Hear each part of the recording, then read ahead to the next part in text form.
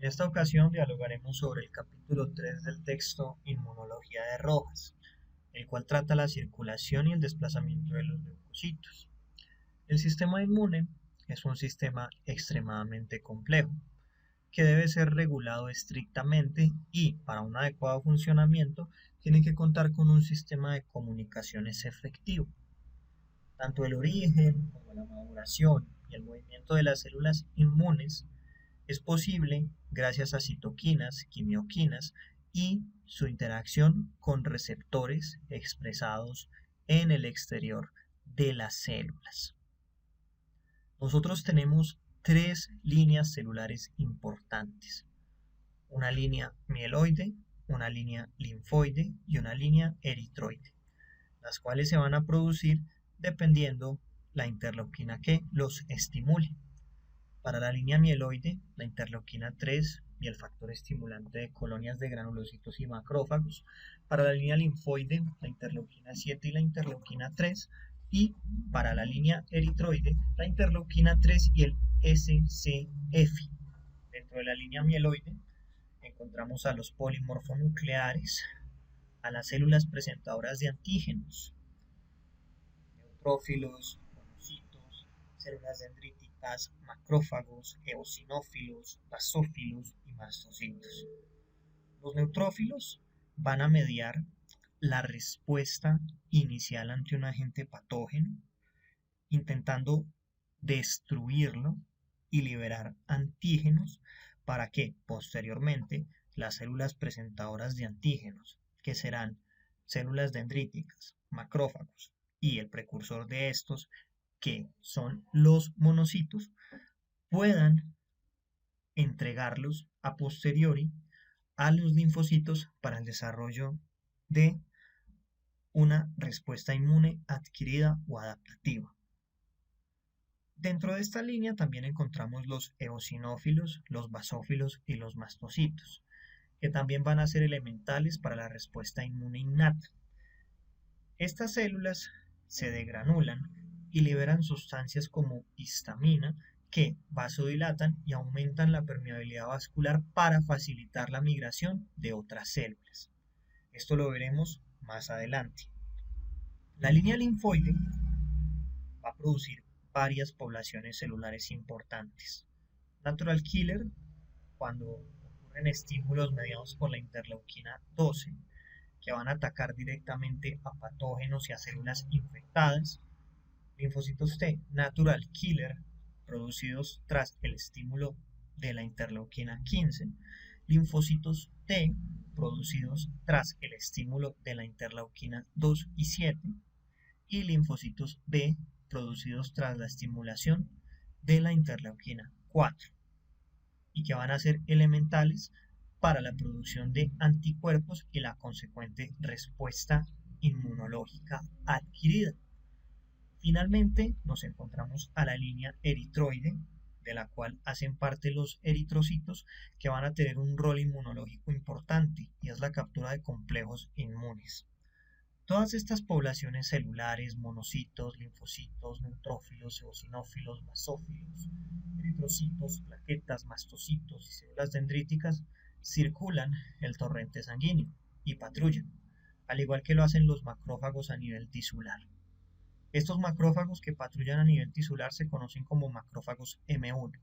Cuando ocurre una respuesta inflamatoria, como veremos a posteriori, se llaman, mediante quimioquinas, monocitos que ingresan hacia el tejido y se convierten en macrófagos M2, que van a ser importantes para la respuesta inflamatoria y van a tener algunas diferencias en cuanto a receptores con los M1 y también en cuanto a sus capacidades. Los M1, por ejemplo, a manera de curiosidad, se desplazan a una velocidad de 30 milímetros por minuto, mientras que los M2 lo hacen con una velocidad de 4 a 5 veces superior. Vamos a situarnos en un ejemplo hipotético: un daño a nivel tisular ocasionado por unas pseudomonas aeriginosas. Los macrófagos M1 que se encuentran patrullando en el tejido, en esta situación particular, van a detectar la presencia de un agente patógeno, de estas pseudomonas aeriginosas. Esto va a estimular la liberación de quimioquinas y por otro lado, el macrófago, tras generar la destrucción del agente, va a liberar agentes inmunógenos y antígenos.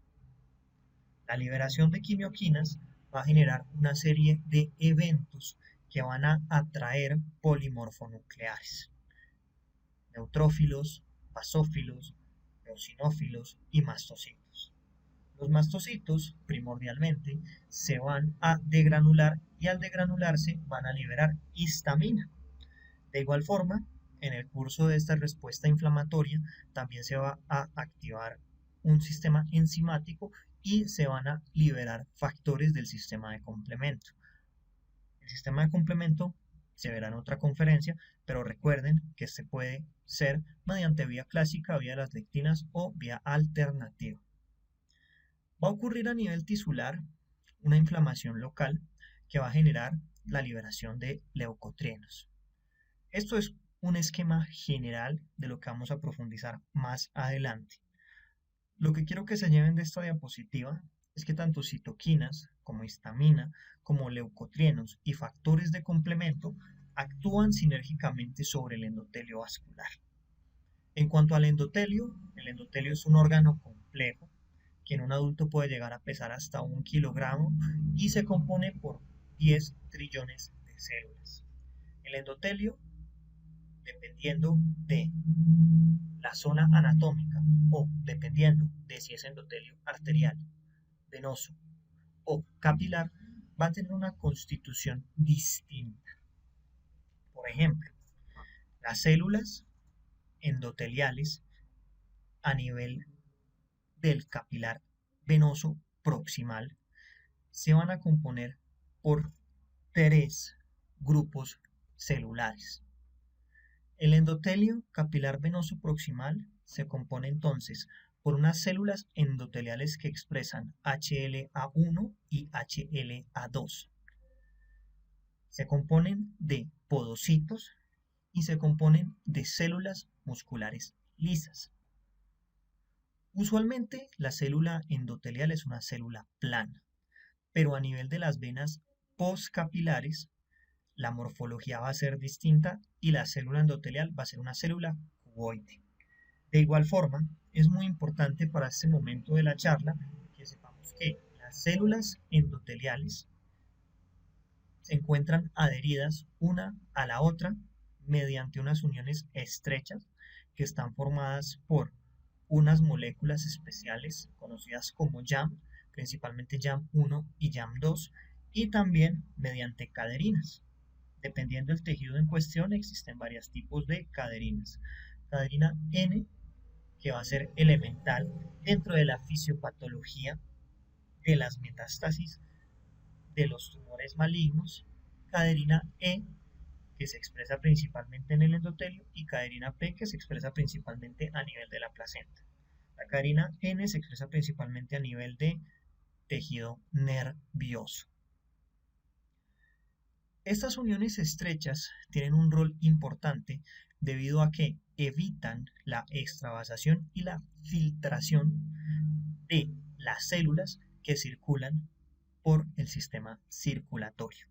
Cuando el endotelio se activa fruto de la inflamación, las YAM y las caderinas facilitan la migración y el paso de los leucocitos hacia el tejido inflamado. En condiciones normales, el endotelio no es adherente para los leucocitos. El endotelio tiene varias selectinas que hacen parte de la familia de las lectinas, como la selectina E y P. También cuentan con ICAM.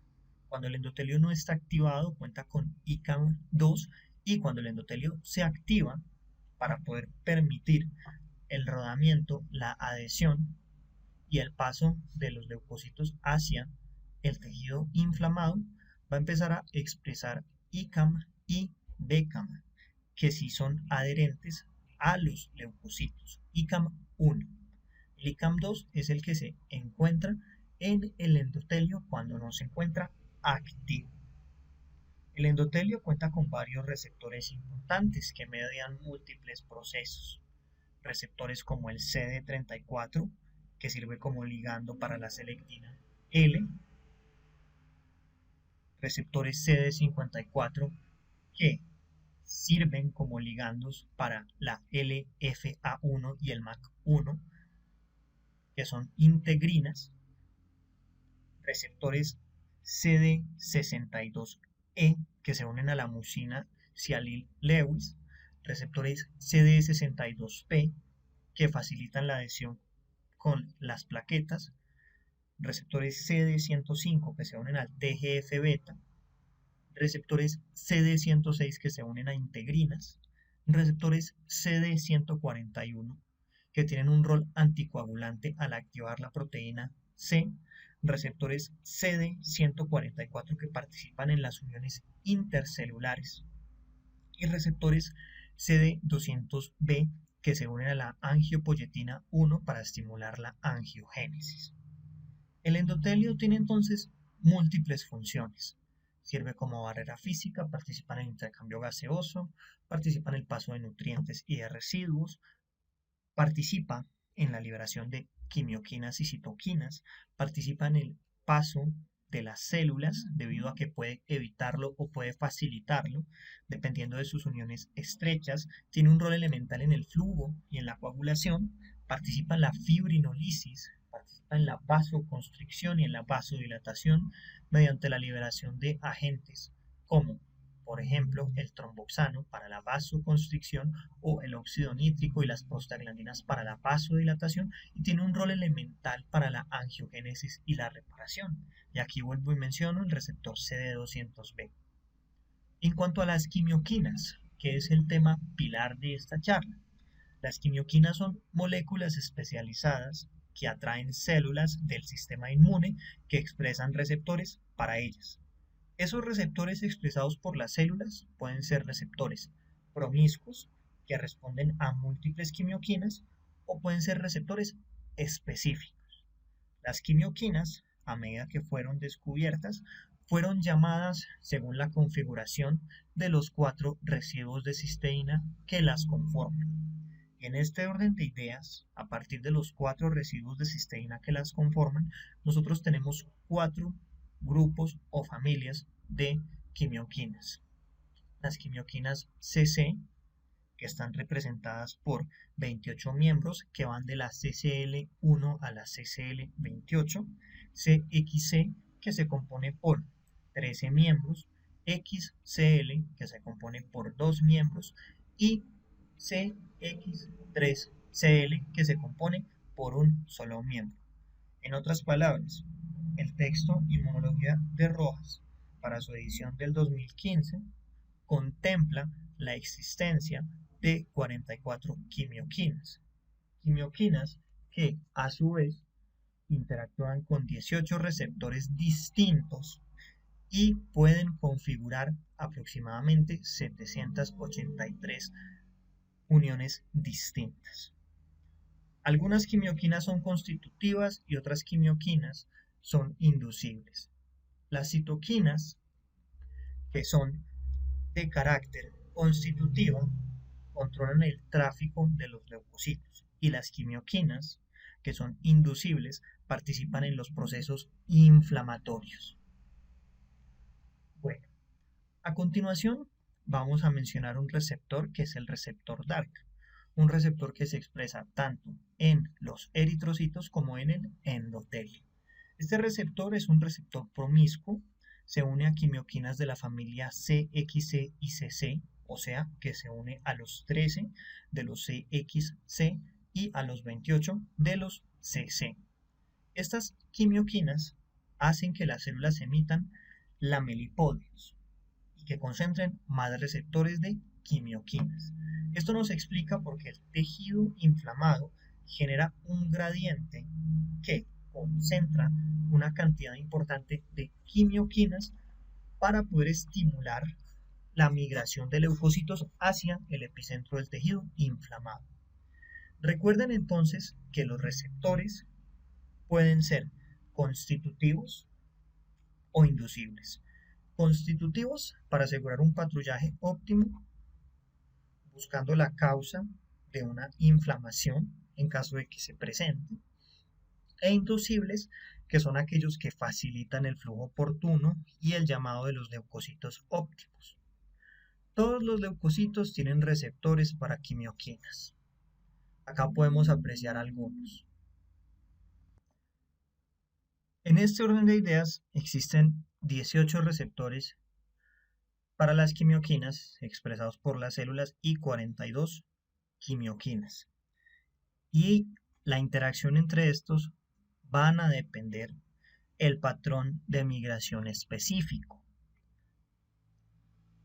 Como les había comentado hace un momento, existen más de 783 distintas uniones entre quimioquinas y receptores, considerando que algunos receptores de quimioquinas son receptores promiscuos. Esto significa que un mismo receptor, como vemos en la imagen, responde ante distintas quimioquinas.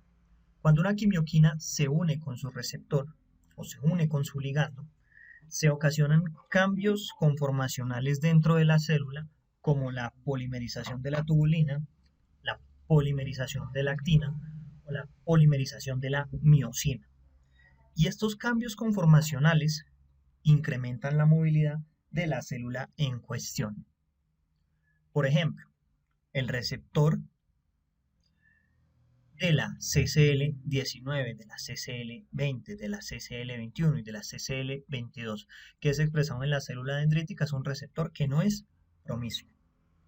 Mientras que la quimioquina CXCL12, CCL3, CCL4 tiene también receptores en los monocitos para la CXCL12 o para la CCL3 y la CCL4 en los linfocitos.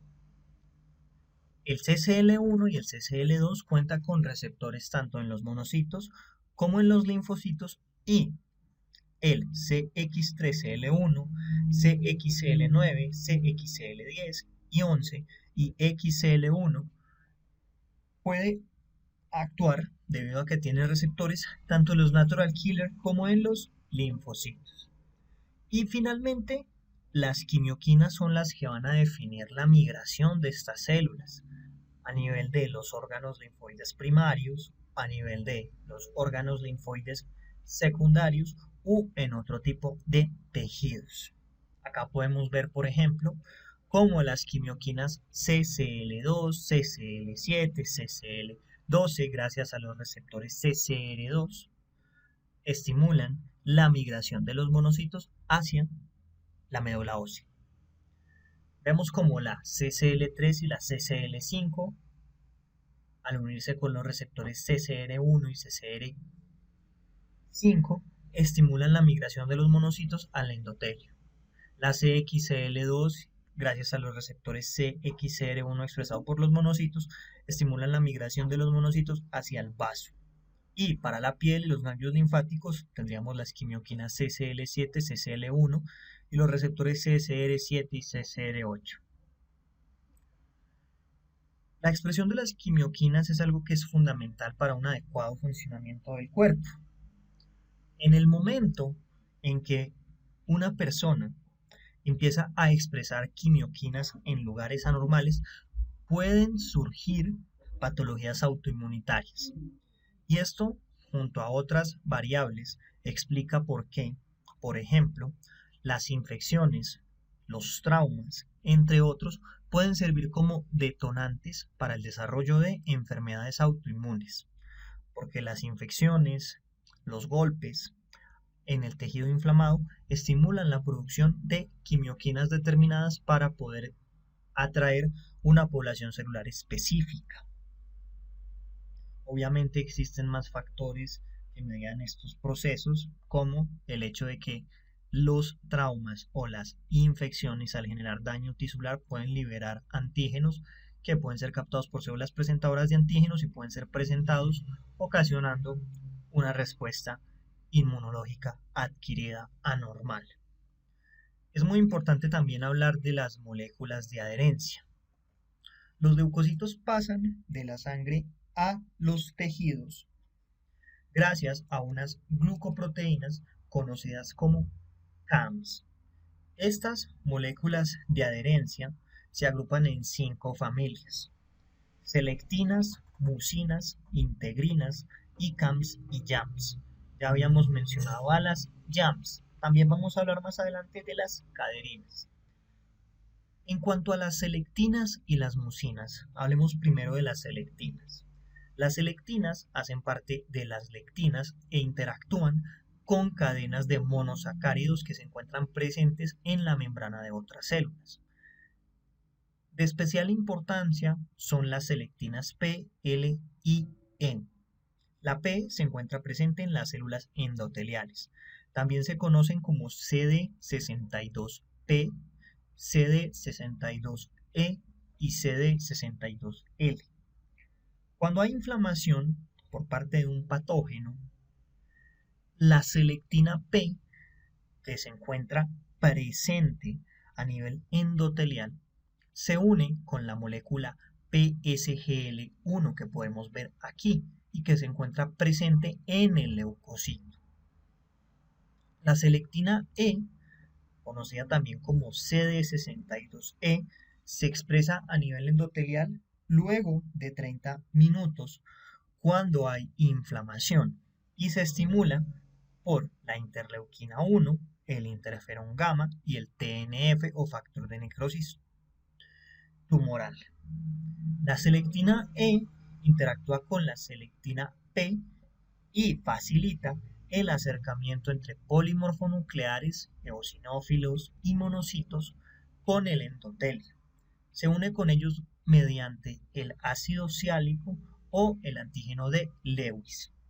Entonces, la selectina P y la selectina E trabajan en conjunto para facilitar esa unión con el ácido siálico y el antígeno de Lewis.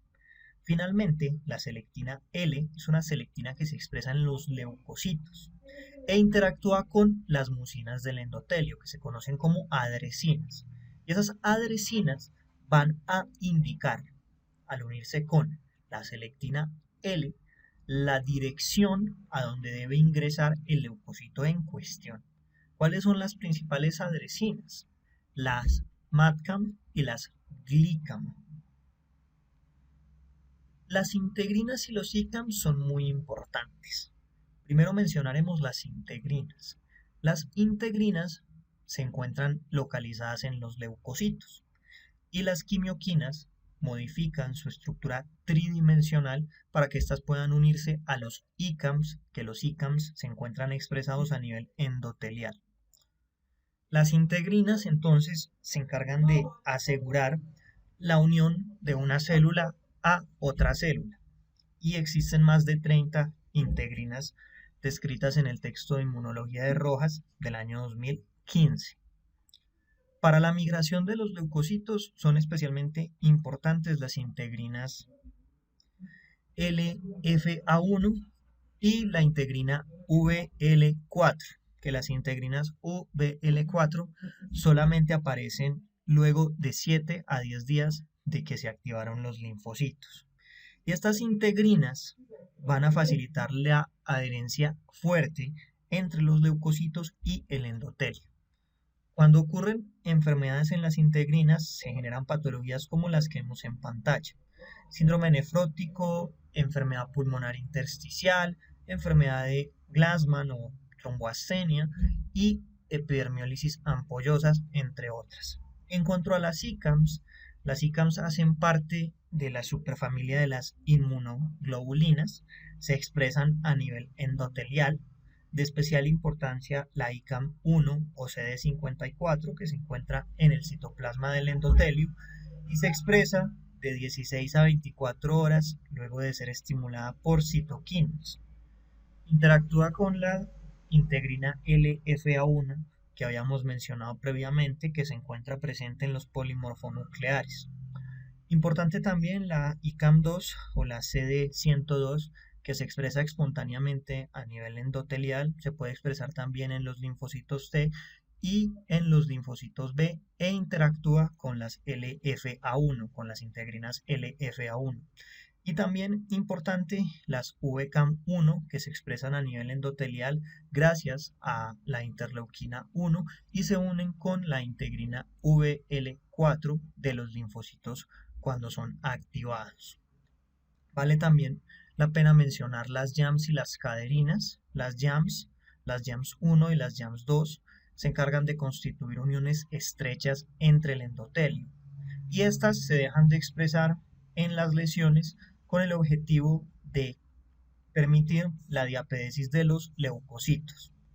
Otra molécula que es importante que nosotros mencionemos es la CD31, que la CD31 interactúa con la PKAM1, que la PKAM1 se encuentra presente a nivel de los polimorfonucleares. Vale la pena mencionar también a las caderinas, que las caderinas se encargan de controlar el comportamiento social de las células fijas y aseguran una unión entre ellas. Las caderinas, dependiendo el lugar de expresión predominante, se van a agrupar como caderina E para el endotelio, N para los tejidos neurales y musculares y P para la placenta. Las caderinas son muy importantes en los procesos fisiopatológicos, especialmente la N, que cuando se deja de expresar facilita los procesos metastásicos de los tumores malignos. Las caderinas N y P también adquieren importancia en enfermedades de la piel en las cuales hay anormalidades en los desmosomas. En cuanto al paso de los leucocitos a los tejidos, recordemos que los leucocitos usualmente circulan libres, vigilando. Cuando se producen quimioquinas fruto de una respuesta inflamatoria para llamar a una población específica, los leucocitos acuden a ese tejido y pueden ingresar a él a través de un proceso conocido como diapedesis. En el caso de que los leucocitos vean algo anormal, van a pedir un refuerzo mayor mediante citoquinas como la interleuquina 1, el factor de necrosis tumoral, o mediadores inflamatorios como la histamina, la trombina, las prostaglandinas y los leucotrienos, mediante factores del complemento como el C5A, o mediante las quimioquinas. Finalmente, el paso de estas poblaciones celulares, sea mediante diapedesis o transistosis, que la transistosis es característica de los linfocitos, van a ser regulados por las CAMs, o sea, las moléculas de adherencia, que van a regular su paso. Acá podemos apreciar un ejemplo, en este caso es una injuria tisular ocasionada por un Staphylococcus aureus.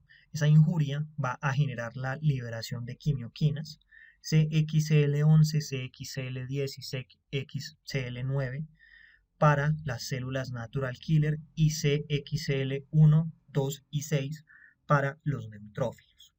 Estas quimioquinas van a atraer entonces natural killer y van a atraer también a los neutrófilos. Estos leucocitos se van a acercar entonces al endotelio y mediante selectinas y mucinas o adresinas van a ocurrir interacciones intermitentes que se conocen como rodamiento. Finalmente, los leucocitos se van a adherir firmemente gracias a integrinas y los leucocitos, mediante diapedesis, que es un mecanismo paracelular, van a poder ingresar gracias a que las YAMS y las caderinas se separan. Y al separarse permiten que los monocitos o los polimorfonucleares ingresen al tejido. Y esto en gran medida va a estar mediado por la histamina, la trombina, los leucotrienos, el C5A, la interleuquina 1 y el TNF-alfa. Especialmente la histamina, que tiene ese rol de aumentar la permeabilidad. Los linfocitos, como mencionamos, ingresan por transistosis, o sea, se adhieren a la membrana, penetran la célula y salen por la otra cara sin que necesariamente haya un cambio en cuanto a la separación, que es mediada por los YAM1 y por los YAM2. Acá vemos el mecanismo mediante el cual los monocitos pasan a los tejidos para convertirse en macrófagos. Recordemos que los macrófagos, dependiendo del tejido en cuestión, van a tener nombres distintos. A nivel óseo, osteoclastos, a nivel del sistema nervioso, microglía, y van a tener particularidades, ¿sí? A nivel hepático, células de Kupffer, también tenemos los macrófagos de las células espumosas, de Langerhans, los histiocitos, el mesangio, etcétera, etcétera. Estos macrófagos pueden ser M1, que los M1 son residentes normales que patrullan continuamente y se desplazan a una velocidad de 30 milímetros por minuto y se encargan de identificar los patógenos inicialmente y liberar quimioquinas para llamar otros macrófagos, y esos otros macrófagos o monocitos que llegan al tejido se convierten en M2, que son inflamatorios. A los macrófagos, ¿qué quimioquinas los llaman? Las CCL2, 3, 4 y 5. Y estas quimioquinas actúan en los receptores CCR1, 2, 4 y 5. Las moléculas que se generan a nivel del tejido inflamado, o sea, histamina, leucotrienos, citoquinas y factores del complemento, van a inducir la expresión y la activación de selectina P. Y recuerden que la selectina P, junto a los ligandos que se encuentran en la membrana de los monocitos, que son las PSLG1 y el antígeno de Lewis, generan una interacción. Y esa interacción, que inicialmente es intermitente entre los monocitos y el endotelio, genera el rodamiento. Y finalmente ocurre la adherencia cuando hay un aumento entre la expresión de los ICAM2, los ICAM1, las BACAM, los MADCAM1, y se unen con sus respectivas integrinas, las LFA1, las MAC1, las BLA4 y las CD49D o CD29. Finalmente, cuando ocurre la adherencia, el endotelio se abre por alteraciones en las uniones de las JAMS 1 y 2 y las caderinas E, que son las caderinas endoteliales, y los monocitos ingresan a los tejidos. Durante el proceso inflamatorio se libera también interleuquina 1, que la interleuquina 1 induce la producción de metaloproteinasas que se encargan de disolver el tejido conectivo. Los leucocitos se empiezan a arrastrar adheriéndose a las moléculas de la matriz extracelular y mediante las integrinas UL1, 2 y 5 se generan interacciones con la laminina, las fibronectinas y las vitronectinas para que el leucocito se pueda desplazar. Bueno, con esto finalizamos este capítulo.